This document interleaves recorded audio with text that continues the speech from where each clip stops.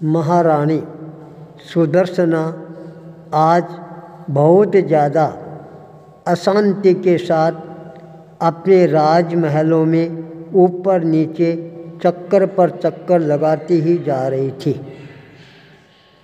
राजा पुण्य दर्शन का जब ध्यान अपनी महारानी पर केंद्रित होता है, वह चिंतन करना प्रारंभ कर देता है। आज महारानी के मन में कोई न कोई बहुत बड़ी चिंता है, इसलिए ये ऊपर से नीचे अपने चक्कर लगा रही है।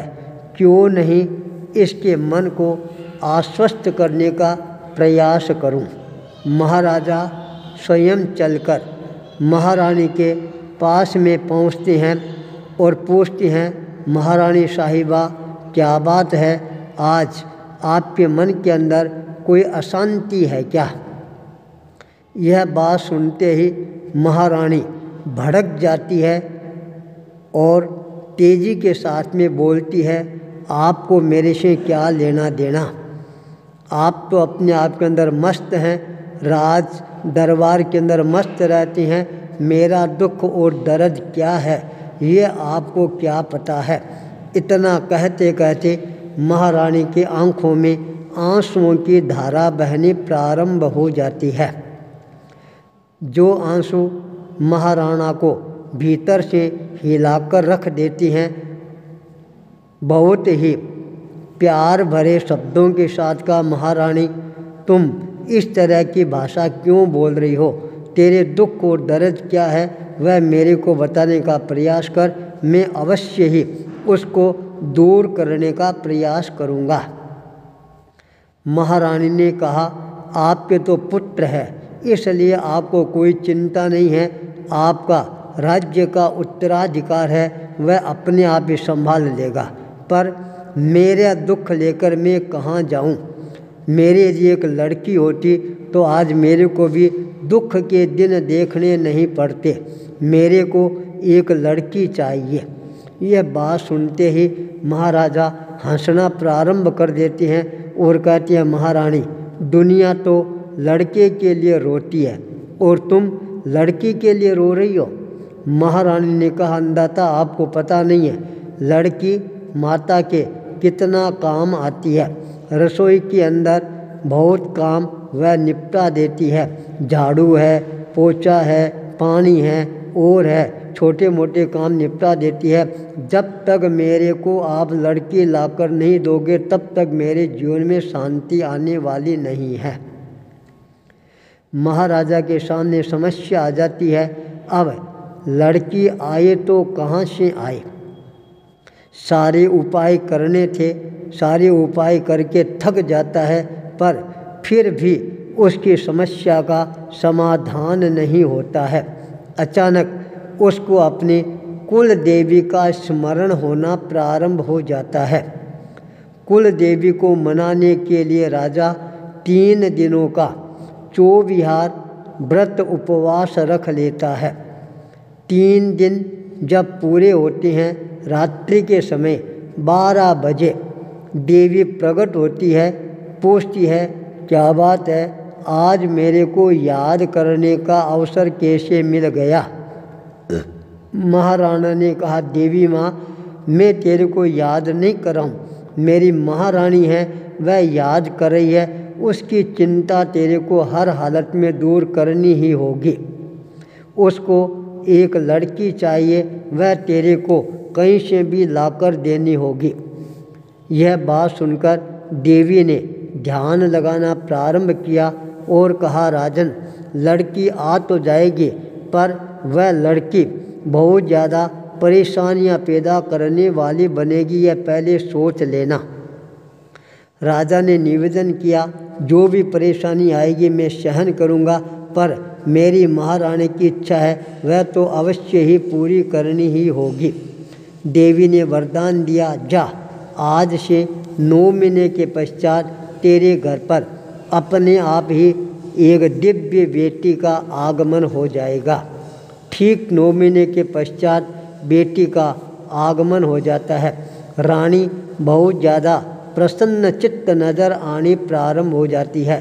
जब रानी खुशहाल नज़र आती है तो राजा के चेहरे पर भी खुशियाँ तैरनी प्रारंभ कर देती है। जब लड़की के नामकरण का समय आता है तब पंडित जी ने नामकरण के लिए नाम पुकारने प्रारंभ किए, पर रानी को एक भी नाम पसंद नहीं आ रहा था। तब महाराणा ने पूछा, रानी अब तू ही बता दे इस लड़की का क्या नाम रखना है। तब महारानी ने कहा, महाराज इसका नाम मैं रखूँगी शांता कुमारी। महाराजा ने हंसते हुए कहा, नाम तो तुम शांता कुमारी रख रही है और कहीं यह अशांति पैदा करने वाली बन गई तो। महारानी ने कहा, अंदाता लड़की को अच्छे संस्कार देना माँ का काम होता है। जो माँ अपनी बेटी को अच्छे संस्कार देती रहती है वह कभी भी अशांति पैदा नहीं कर सकती है। कन्या धीरे धीरे आगे बढ़ना प्रारंभ कर देती है।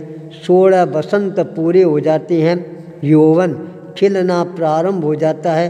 तब राजा को अपनी कन्या की शादी की चिंता सतानी प्रारंभ हो जाती है। महाराजा ने महारानी को कहा, अब कन्या हमारी सयानी हो गई है, बड़ी हो गई है, इसके हाथ पीले कर देने चाहिए। महारानी ने यह बात सुनते ही रुष्ट होते हुए कहा, अंदाता मेरी कन्या आपको इतनी खारी लग रही है क्या, जो आप इसको इस तरह से घर से निकालना चाहते हैं।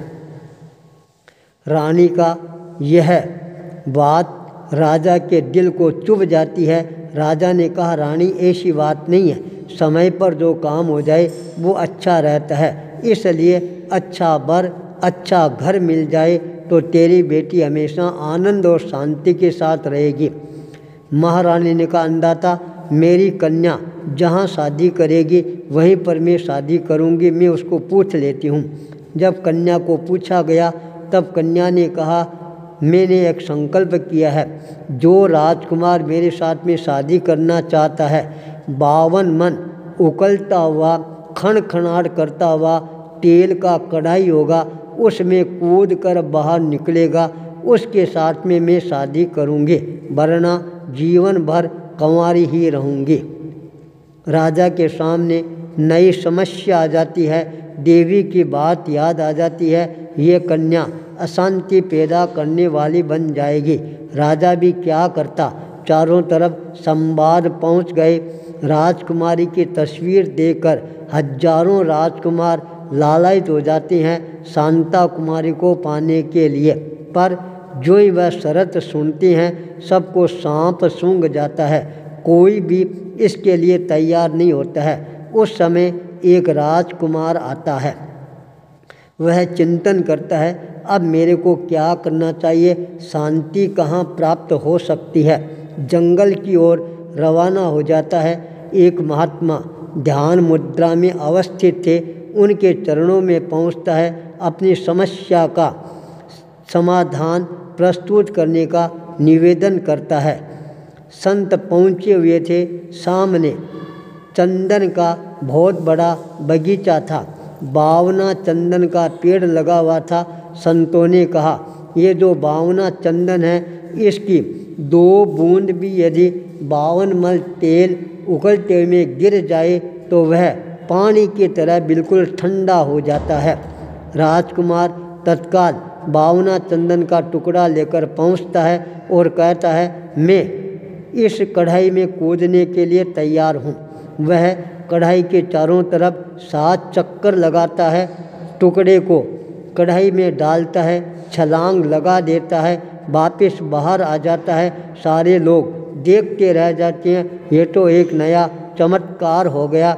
शांता कुमारी तत्काल उसके गले के अंदर वरमाला पहना देती है। चारों तरफ खुशहाली का वातावरण बनना प्रारंभ हो जाता है। 52 चंदन जब 52 मल तेल को शांत बना सकता है तो हमारे मन की अशांति है उसको मिटाने के लिए मंत्र शक्ति है, वह क्यों नहीं कारगर साबित हो सकती है।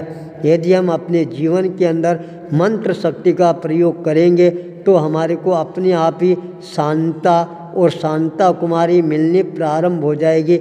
आवश्यकता है मंत्र शक्ति की साधना करना प्रारंभ करें। आचार्य भूपेंद्र।